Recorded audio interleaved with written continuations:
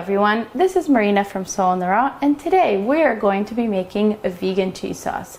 This is the second time I'm recording this for you because I'm an idiot and I always do something wrong with my camera, but hopefully, because I've already done all this before, it's gonna be even better. So before we make our vegan cheese sauce, which is, by the way, it's really, really good, and I'm so excited for you to try it, I want to talk about cheese addiction because this is something I actually dealt with, and if you're dealing with it or have dealt with it, I want you to know you're not alone and that you can totally get over it. So basically, cheese addiction is a real thing. I don't know if you know this, but I was really excited when I found out that it's not just in my head or like what is this thing? Why am I craving cheese all the time? And it's a real thing because casein, the main protein in dairy, which is an animal protein, functions like an opioid in your brain. So it is like an opioid-like substance. And Dr. Neil Barnard actually talks about this in his book, The Cheese Trap. And they have found this in studies. So basically, you're not craving it for no reason. There is a reason that you crave it. And this is not to say, okay, you know, you crave it, so just eat it. Because what used to happen to me is, even though I went vegan 7 years ago, and I really fully intended to be fully vegan, I couldn't get there for the longest time. And I absolutely know that a lot of you are dealing with this. I couldn't get there for the longest time because I kept on craving cheese and eating cheese. So I would hold off for like a week or a month, and then I would buy an entire block of cheese, which is not exactly the block of cheese in the United States that you find in Costco, because those are huge, but it was a little bit smaller because this was back when I lived in Jerusalem.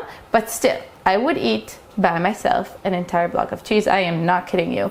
I actually did it at work once and my coworkers were like shocked. So yeah, I really did have this craving and this addiction. And when I learned about it being a real thing, it kind of made me feel better. It made me understand it more. But really, the thing that most helped me stop eating cheese, I actually didn't really like dairy, like milk and stuff like that, or butter. It was the cheese. And by the way, it's a very concentrated source of animal protein because it's like, you know, they take the milk and they concentrate it into this cheese. So it's just horrible for you. It's acidic. You do not need it for your bones. Even though there's calcium technically in dairy, your body doesn't assimilate it that well. And also, you don't really need calcium for your bones. There's not a very strong relationship scientifically between bone health and calcium consumption. So just so you know, you absolutely do not need milk or any dairy for your body. It's actually very harmful for you. A lot of people are allergic to it. In some populations, it's around 70%. And we are not meant to be eating dairy and any type of milk also after we are little. Of course, we're meant to be eating breast milk, which is actually very low in protein, by the way, interestingly, unlike the dairy cheese that we consume. But after that age, we don't need it anymore. It's actually very bad for us.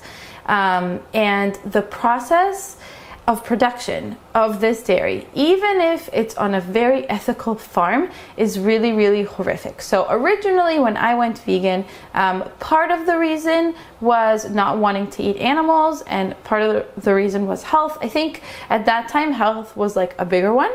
And because health was a bigger one, I really tried not to eat dairy, and I wasn't educated very much on the impact of animal agriculture on the animals and on the environment, obviously.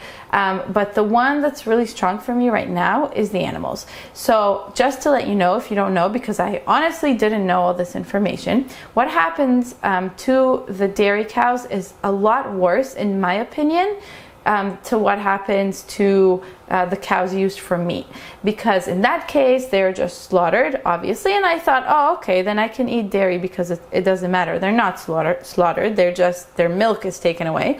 But that is not the case. So basically, in order to produce the milk, the cow has to be artificially impregnated, which in the industry, in animal agriculture, is called a rape rack, because that is literally what is done to the cows. They are raped in order to continually be pregnant and produce milk. And then once they give birth, their babies are taken away. And this is so tragic. And I encourage you to watch videos and documentaries about this. I will link my video on my favorite health and vegan documentaries up here and in the description, just so you can see what happens, because I had no idea. So the boys are taken to be slaughtered in most cases, and the baby girls are taken to become just like their mothers.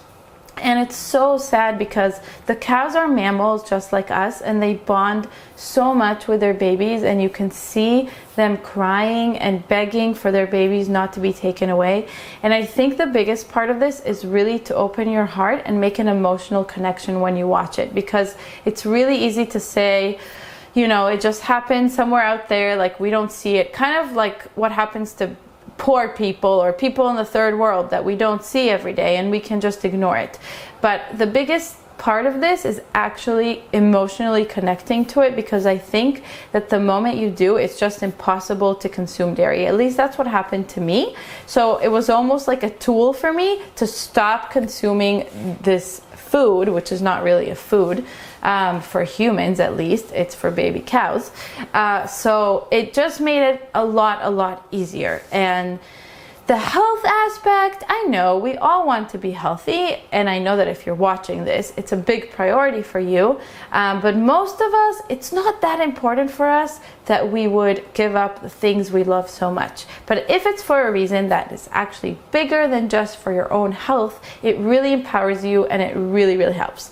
So if you're struggling with cheese addiction, my tips are basically, like I said, to get educated about the dairy industry really well, and to connect emotionally to what the animals, which are sentient beings, you know, they feel just like us, go through in that industry. Second step is to make this amazing recipe that we're about to make, this vegan cheese sauce, because even though I'm not going to pretend that it tastes exactly like cheese, it tastes amazing, and it's a perfect, awesome replacement for cheese. And you can freeze it, which is really cool. So you can freeze it and keep it in the freezer and use it all the time. So when you have a craving, it'll be easier if you don't keep the cheese around the house and you try this instead. And I promise you, it's so delicious. Like, I'm so excited for this. So those are my tips. I hope they help. And now we're gonna go make this amazing vegan cheese sauce. Let's go. So this recipe is super duper simple. That's my favorite part about it. We have white beans, that's the base. We have steamed zucchini, lemon juice, water, and all of our yummy spices. And of course the exact recipe is going to be in the description box, so don't worry about measuring and writing it all down. And lastly, I'm going to be using this delicious cashew butter. You can also of course use just soaked cashews, but this makes things so much easier.